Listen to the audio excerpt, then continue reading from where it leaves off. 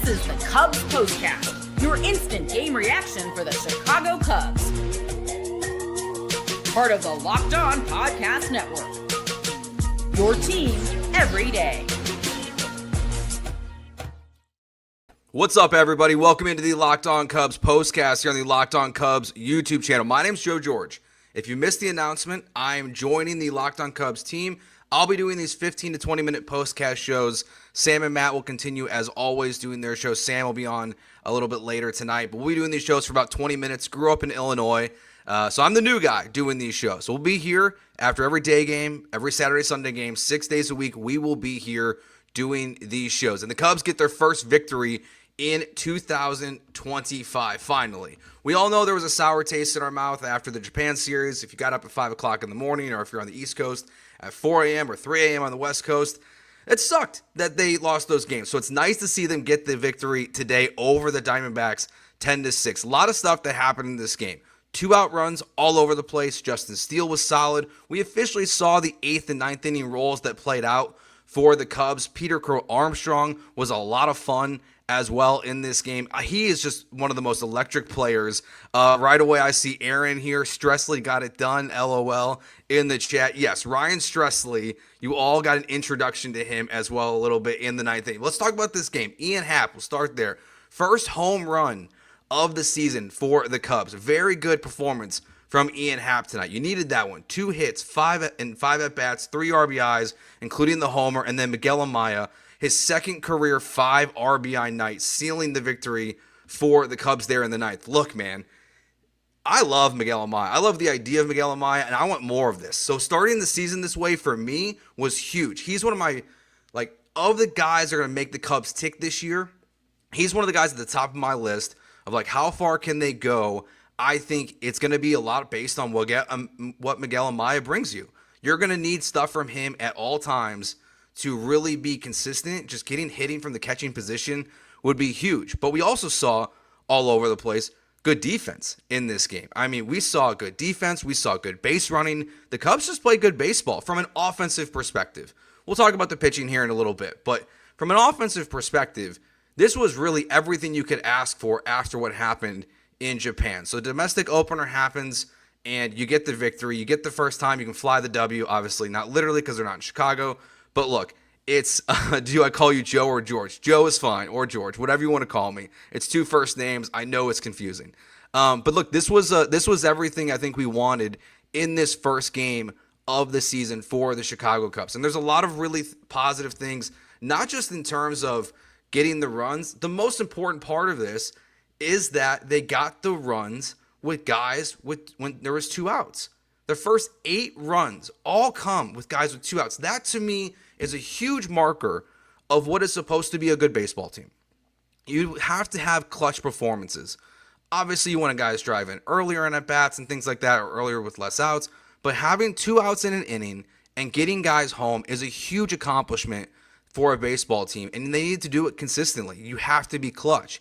And we saw all these different guys being clutch in this game. I saw a comment here, yes, Tucker and Suzuki still struggling a little bit, but Kyle Tucker got the RBI tonight as well, his second as a Cub. So you got performances or, impacts from all these different guys in the lineup. Nico Hoerner also really good in this game, driving the ball to right field, getting a couple knocks, a couple good defensive plays as well. So if you get Tucker and Suzuki going, that's where I think we can always be super excited.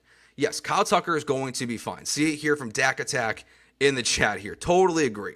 If you haven't heard the introductions on the 2 podcasts I've done with Sam and Matt, I'm from Illinois. I grew up in Huntley, Illinois. It's where I went to high school, went to Columbia College, Chicago. I've worked in sports radio for the last 10 years. I actually live in Houston and work at the ESPN Houston station. So Kyle Tucker and Ryan Presley are 2 guys that I'm very, very familiar with. Kyle Tucker is a top 5 MVP candidate on any team he's on. So it's a slow start for him. It's happened before. So if anyone's feeling a little nervous about Tucker right now, don't. It's going to be totally fine. He is going to be an excellent player for the Chicago Cubs this season. So don't worry about that. Don't fret. Don't panic. Anything like that.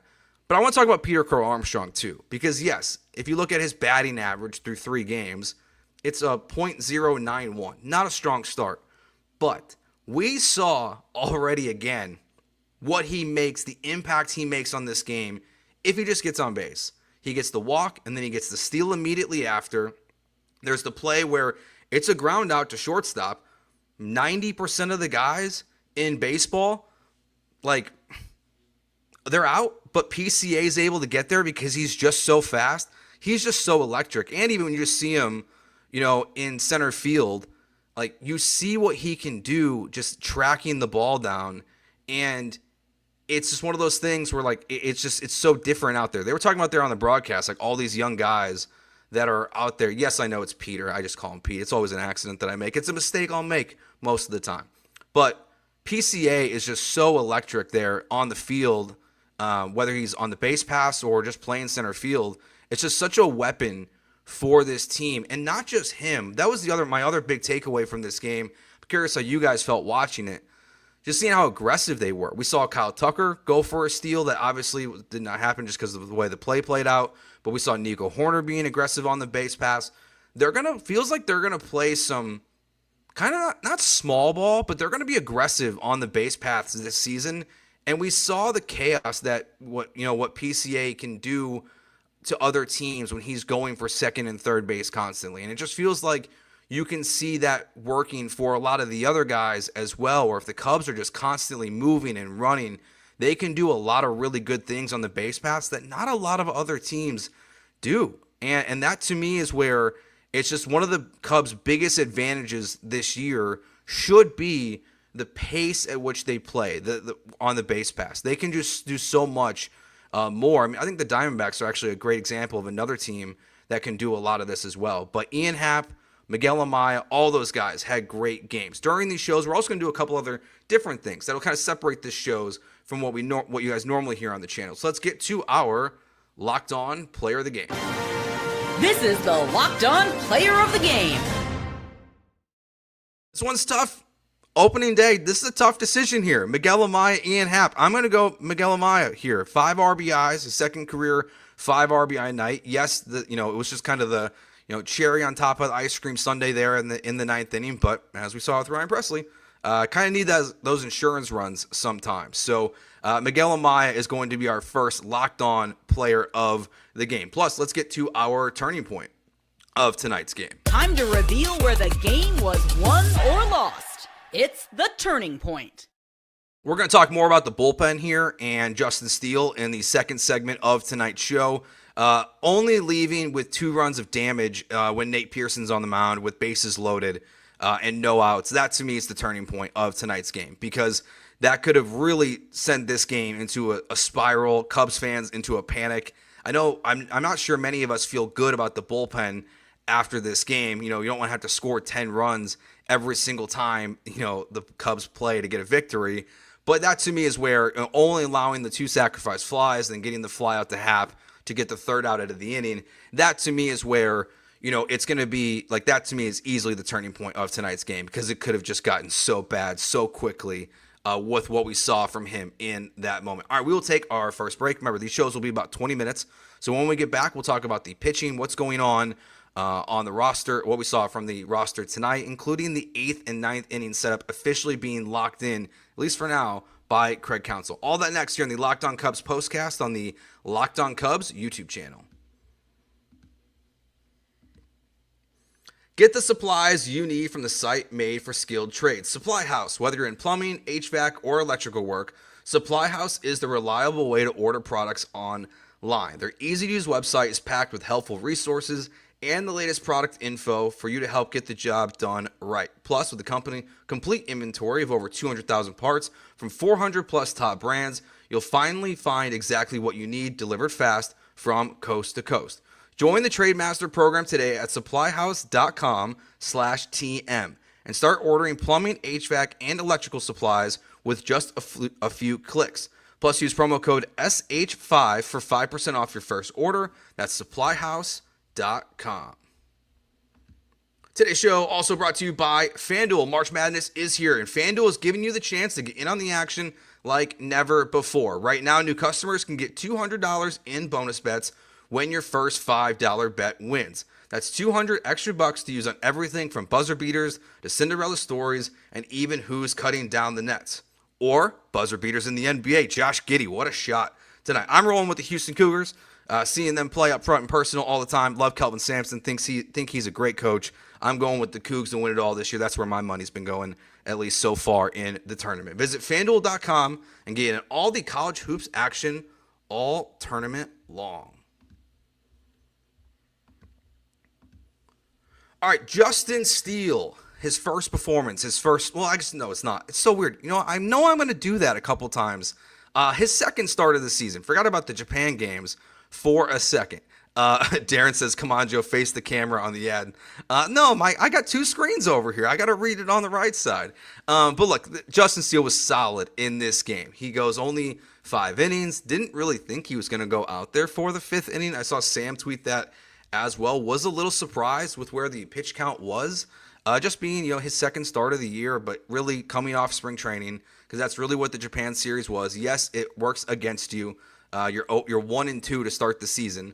But really, it just was extended spring training. Just unfortunately hurts your record. But Justin Steele, he was good in this game. He wasn't great, but he was good. And, I look forward to seeing what he's going to do next. He's one of my favorite players on the Cubs. Him and Shota should be really dominant for this team, I feel like, this year. And if they're going to go far, it's going to be based on that. So that for me is where, it was just a good bounce back, a good start for this game for Justin Steele. Again, now, this isn't on him. That double play to get out of the 5th inning was stressful. Obviously not a great throw to Dansby Swanson. And then Dansby Swanson does like the whole sidearm, basically from his knees, gets it back to first base. Also kind of an errant throw. But look, they got out of it. And that's what matters most there, because I did not feel great about that double play as it was unfolding, throw to second or back to first base. But Justin Steele, solid in his first performance. Now let's talk about some of the other guys in the bullpen that we saw today. So obviously we just went over Nate Pearson, the turning point of tonight's game. Look, bases loaded, no outs. Don't like that at all. But he gets 2 sac flies. He gets out of it, only allowing two earned runs in the sac flies. So this is where I think this is the fatal flaw of the Cubs potentially this year is the bullpen. It feels like they have work to do. I think the positive of that, like, you can get bullpen arms. There's going to be good bullpen arms on the worst teams in baseball. And when you get to the deadline, you can go out and make an acquisition or 2 or 3 if you need to and really solidify things. That to me is one that you can push off a little bit. Like, you can look at guys in the minors and say, okay, who can we trade away for a bullpen arm or 2 to help us out? So yes, I think for the next couple months until we get to the trade deadline on July 30th or whatever it is this year, we might be talking a lot on these shows. Sam and Matt, definitely, I think a lot of their daily content will be focused around adding to the bullpen throughout the year. But he gets out of it, Pearson does, and that at least helps in that moment. Now, we all kind of knew that this last part of the equation was going to happen, that Porter Hodge and Ryan Pressly were going to go in the 8th, and then Pressly was going to go in the 9th. I wasn't totally sure with how Pressly had performed in spring training if they were going to stick with that, to be honest. The 8th and 9th inning, Porter, good thing his other stuff was going because the fastball wasn't there tonight. Not a lot of control, but his sweeper was there, the slider was there. Like, that stuff was pretty nasty, and he gets out of the inning pretty unscathed after giving up only a single to the first batter he faced. And then Pressly comes in on the 9th, and yeah, this is Ryan Pressly. Like, this is kind of what he is. There's a couple things with Ryan Pressly that to me stand out. The first one is he always is at his worst when he's not in a pure save situation. He was tough in the 8th inning last year in Houston. He's tough coming in if there's guys on base in the 9th inning. And for whatever reason, he's one of those closing pitchers who is not great coming in a non-save situation in the 9th either. So, yes, it wasn't good in spring. Yes, it's a little bumpy in his first one tonight. But I just wonder, like, if I think it can get better. I do. I hope it can get better. Frankly, I think it kind of needs to get better, even though obviously Porter Hodge can be your closer at some point if you want this season. But based on everything I just said, I'm also firmly in the belief that if you have to make that switch, that Ryan Pressly is probably not the answer for what you want in the 8th inning. So this is going to be something that feels like a lot of times we're going to be watching throughout the show. And again, if you guys are just catching us, my name's Joe. Doing these postcast shows 15, 20 minutes. As Sam says here, he'll be on 12:30. He'll be on in about 4 minutes as soon as we wrap up. And before we wrap up, let's get to what you'll be talking about after tonight's game. This is what you'll be talking about.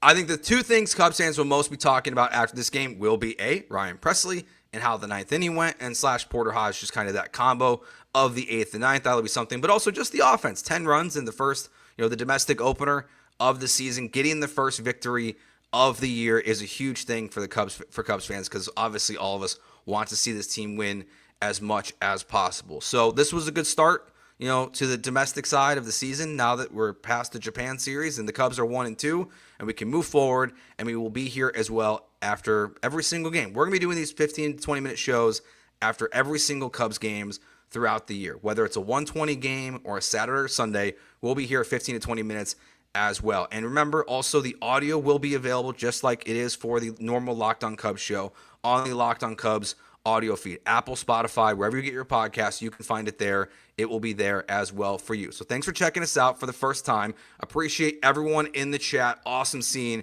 so many people in here for this show. I am so excited to be doing Cubs post-game shows with all of you throughout the entire year. Hopefully, it will go into late September and early November as well. So thanks for checking us out. Remember, Sam will be live here on the Locked On Cubs YouTube channel in about 3 minutes. So thanks for watching. Thanks for checking us out. We will talk to you tomorrow night after the next Cubs Diamondbacks game. Peace.